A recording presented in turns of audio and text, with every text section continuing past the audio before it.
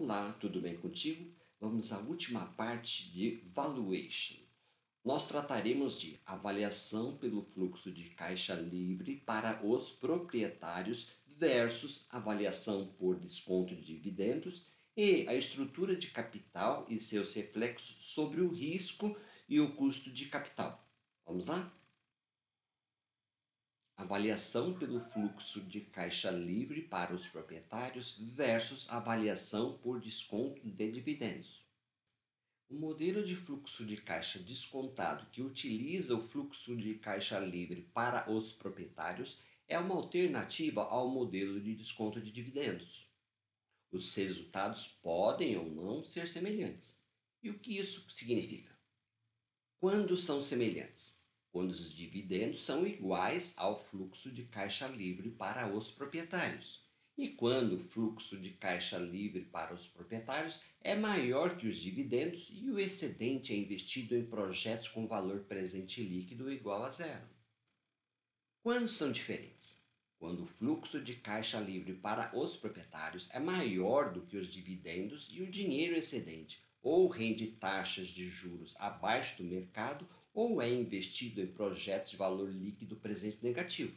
O valor resultante do modelo será superior ao resultante da aplicação do modelo de desconto de dividendos. Pesquisas mostram que essa situação não é tão incomum. Quando os dividendos forem maiores do que o fluxo de caixa livre para os proprietários, a empresa terá que emitir novas ações ou tomar empréstimo para pagar esses dividendos, podendo causar pelo menos três consequências negativas: custos de emissão de ações, alavancagem financeira acima do ótimo e falta de recursos para os investimentos de capital. O que nos diz a diferença entre os dois modelos? Quando o fluxo de caixa livre para os proprietários for maior que dividendos, mede o valor do controle da política de dividendos e, numa aquisição hostil, o proponente poderia se valer dessa diferença. Quando o fluxo de caixa livre para os proprietários for menor que dividendos, menor significado econômico e pode ser um aviso quanto à capacidade de manutenção dos dividendos esperados. Qual dos dois modelos é o mais adequado? Para isso, nós precisamos saber a condição do controle corporativo. Se houver uma probabilidade grande da empresa ser adquirida ou a gerência substituída, o benchmark mais adequado é o valor resultante do modelo de fluxo de caixa livre para os proprietários. Mas, se essa probabilidade for pequena, o modelo de desconto de dividendos fornecerá um benchmark adequado para fins corporativos. Conclusão: o modelo de desconto de dividendos reflete os dividendos esperados sobre as ações e o modelo do fluxo de caixa utiliza uma definição mais abrangente, pois leva em consideração fluxos de caixa residuais após o pagamento de todas as obrigações financeiras e o atendimento de todas as necessidades de investimento. A estrutura de capital e os seus reflexos sobre o risco e o custo de capital. A estrutura de capital de uma empresa é formado de passivo circulante, exigível de longo prazo e patrimônio líquido.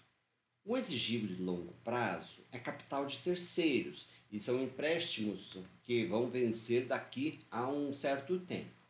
O patrimônio líquido é o capital próprio, que aí nós temos ações preferenciais, ações ordinárias, lucros retidos. Então, essa é a estrutura de capital total da empresa.